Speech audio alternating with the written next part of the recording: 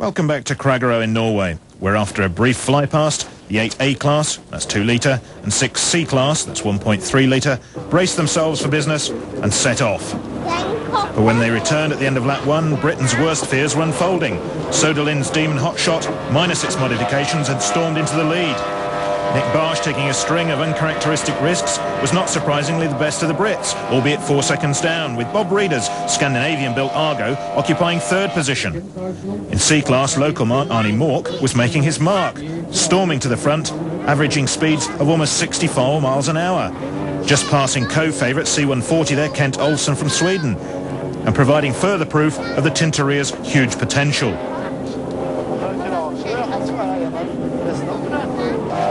Sharon Attlee was flying the Union Jack in 3rd, but like Barsh was suffering from a boat, good in its day, but not in this company. Not too good a start either for Sweden's Christian Gellerstedt. He was disqualified for going the wrong side of a mark, 0 points. Elsewhere, the Gittins brothers, Rob McCarthy, Mick Archer and Bob Baker, were enjoying a ding-dong battle for minor placings, with never more than 100 metres separating the boats, or half a mile an hour between them on the clock.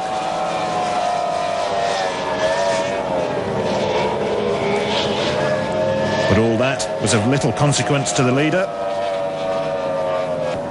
Soderlund, and his co-driver Per Johnson.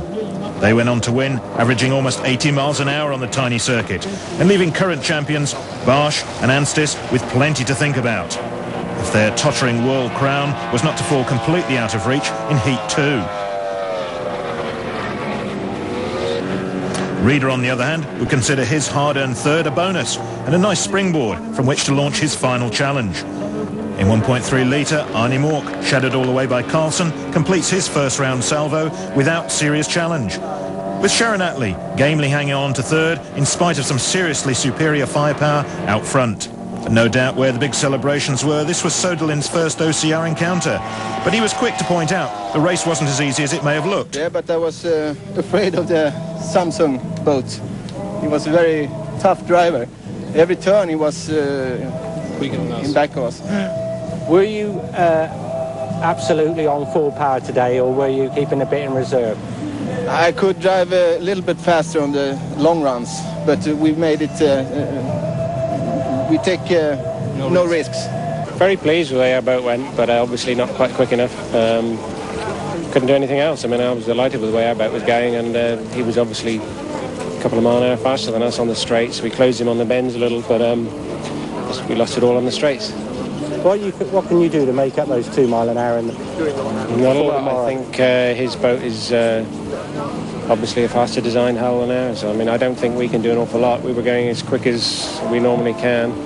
So unless we get a little bit of lumpy water or something, maybe that'll help. And for local hero Arnie Mork, a home win that rewards his efforts in getting the organisers to race here.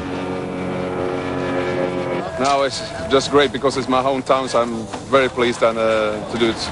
And who do you think your biggest threat is? That's a Swedish boat who's coming after me, because it's pretty fast. It was an 18-foot smuggler.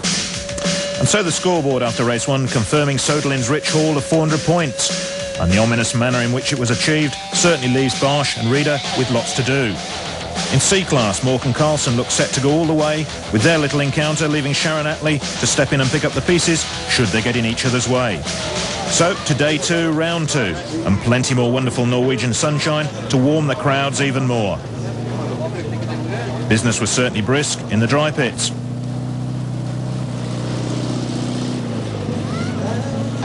But nothing like it was in the wet pits. Frantic prop testing was the order of the day, as everyone endeavoured to squeeze that vital extra mile per hour from their speeds. Even low-friction go-faster helmet polish was extracted from the depths of the toolkit to help in the rearguard action. Although Nick Barsh was quietly admitting the only way his boat would go any faster would be off the cliff top. However, there's always one air of confidence in the British camp, Sharon Attlee. Big crowds, though, again for day 2, although quite how many had come just to watch the start boat perform was debatable. Its flashy paint job once again disguised its lack of acceleration, and as in Heat 1, at a dubious 5 knots, most of the competitors were leading the way. Not for long, though. Leading the way at the end of lap 1, Heat 2, was once again A68 Mike Soderlund. Behind Soderlund, Barsch and Anstis were still on song.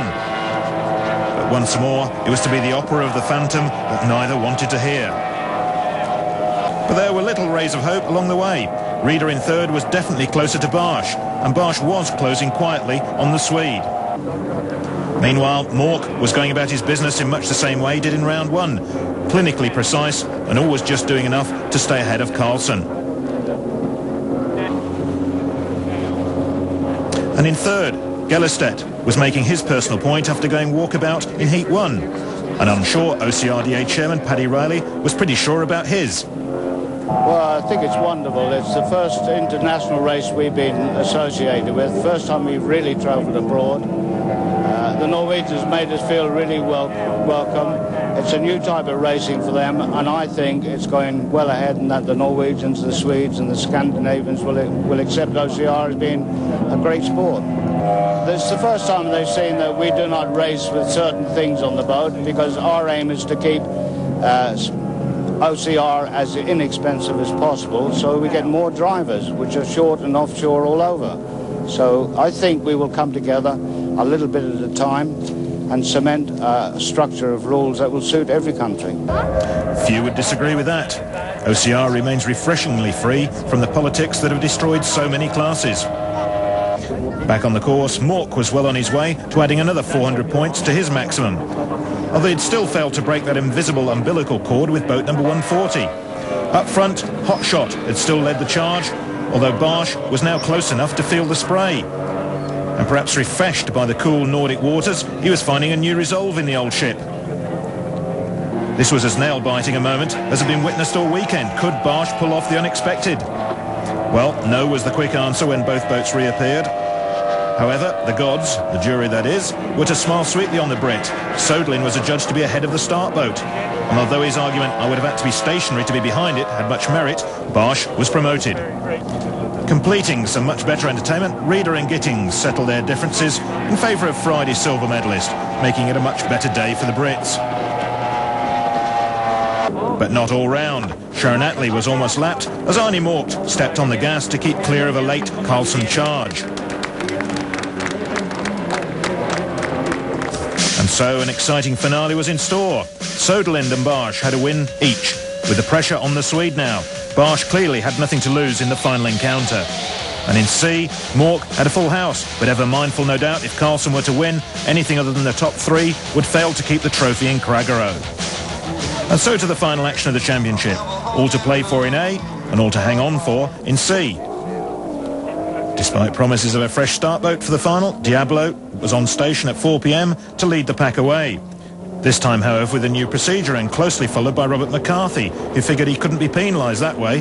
The idea was to build up speed and catch everyone unawares. Unfortunately, in the event, the only one caught out was McCarthy. All the rest had already gone.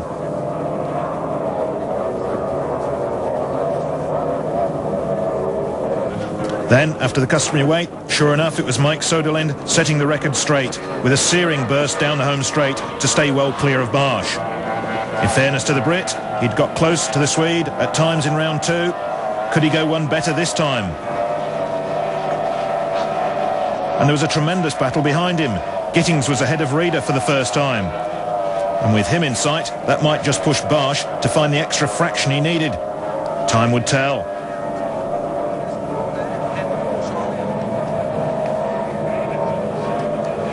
Meanwhile, in C-class, Carlsen was exactly where he wanted to be, up front. Sharon Attlee, after an indifferent second round, was back to her best. And in third place was the current 1.3-litre world champion. But where was Mork? Answer, he was hanging out the washing. It was in the start run, it was in the first turn buoy, running that with three boats in a row beside each other, and then the next turn I was pressed into a rock with a black pole on and hit the rock and turned over. So desperately unlucky for Mork, but not so far for Barsch. He was about to receive the early Christmas gift he could have only dreamt of. Soderlind was sidelined, or so it appeared. Slowing right down, the Swede was in trouble. Meanwhile, back at the start-finish line, Gittings was still showing some of the form responsible for his second position in the UK League. He was extending his lead over Reeder, also suffering slight loss of power. The next boat then would win the championship. And it was Söderlind. In a quite remarkable twist to the tail, Barsch had made an unbelievable error, passing the wrong side of a buoy. Realising his mistake, he turned around to correct the error. Meanwhile, Söderlind managed to fire up his powerhouse and after a few coughs, cleared the blockage and stormed on to claim 400 points and take the A-Class Championship of the World. In C-Class, Carlsen also made the most of his luck. The early departure of Mork meant he was never really seriously challenged. So, in the A, there wasn't an awful lot in it in the end. Söderlind proved design is merely a wind of change, and Barsch probably proved once and for all he's the best driver in the division. In C, confirmation of Carlsen's late change of fortune, his first world title. But back to Söderlind. We had some luck because E828, he rounded a buoy wrong way, so we had to turn back. And then we thought that now it's great, but our engine stopped. Oh, so it was a real race anyway. And we had a lot of luck. So the outcome was a new OCR champion in a new country and a new commitment to launch the sport into a new international arena. I'll drink to that. Long live OCR.